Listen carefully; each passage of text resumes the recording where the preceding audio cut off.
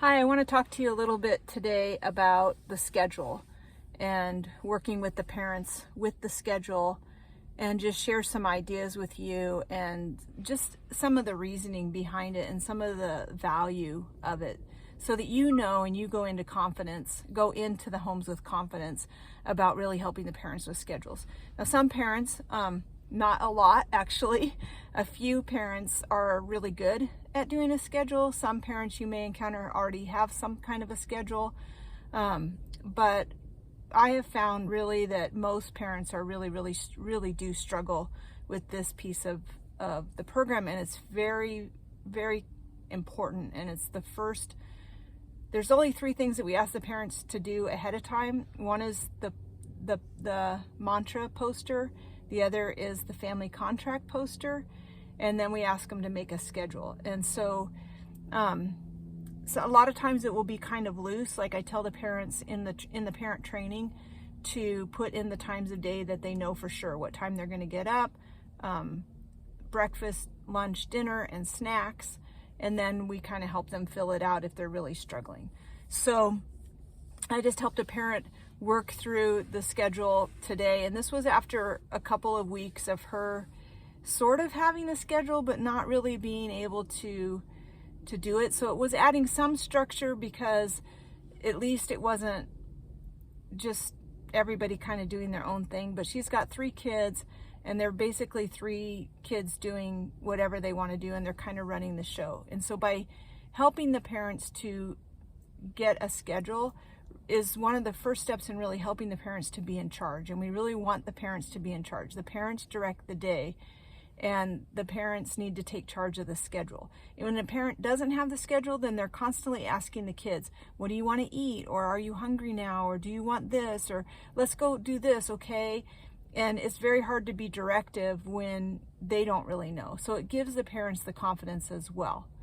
So find out what time they want the kids to get up, and remind them that if kids are getting up at different times, that they need to have directed the children to what they're supposed to do if they get up early, if they wake up early. They need to stay in their room, not go into other people's rooms, not wake everybody else up.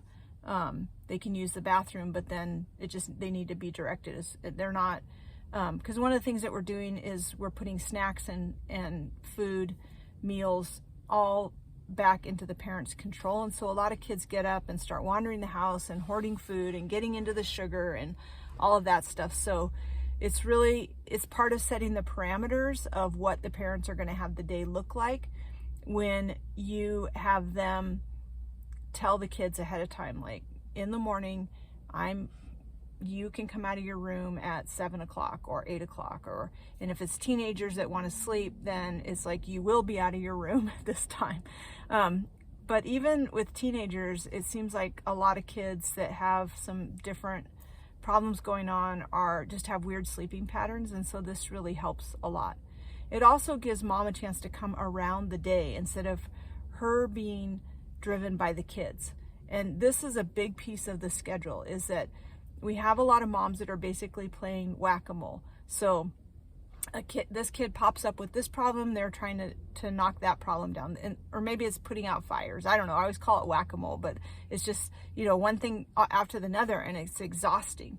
And so we really want to help the parent to get ahead of the schedule. So I have some parents that have a lot of kids, and it works out better for the kids to stay in their rooms until mom says this particular time, like whatever she wants on the schedule, and also to have mom get up before that time, so that the kids are not waking mom up, that mom is up and ready for the day and ready to start coming around the day.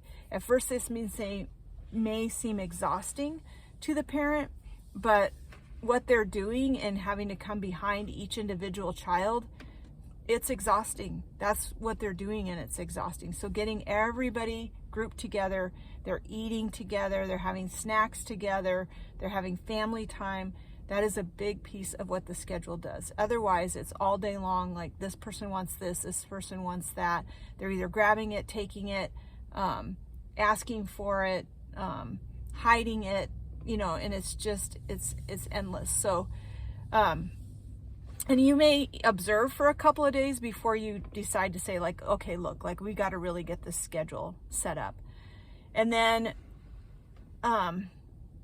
so after they have their meal, so I usually have, I'll just kind of go through kind of a basic idea of what I tell parents is, so you have your wake up time, and then I have the kids get ready for the day. Even in the summer, even on the weekend, I have them get ready for the day, because they're not going to get breakfast until they're ready for the day. And then they can come into the kitchen when they're ready for the day, or sit at the table. So I have some families that use the table as home base. So when everybody's ready, it's kind of like in the olden days when kids would come into the schoolroom and sit at their desks and cross their hands and sit and wait. That works for home base, and it worked in the schools when they had multiple ages of kids. But some parents are not ready for that yet. So the kids can come, it's not like we don't want them to like greet their kids or, give them a hug or whatever. If they've got little ones they've got to help, then, they can be doing that. But everyone gets ready, and then they come have breakfast. If mom has been up ahead of time, she can hopefully have that ready.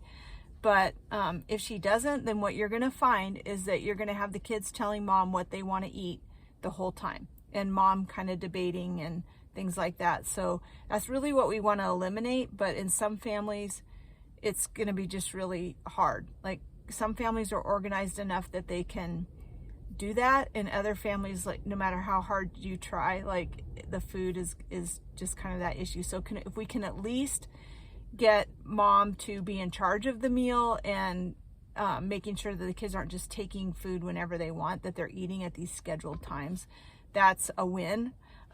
If we can get them to decide what the snack is going to be.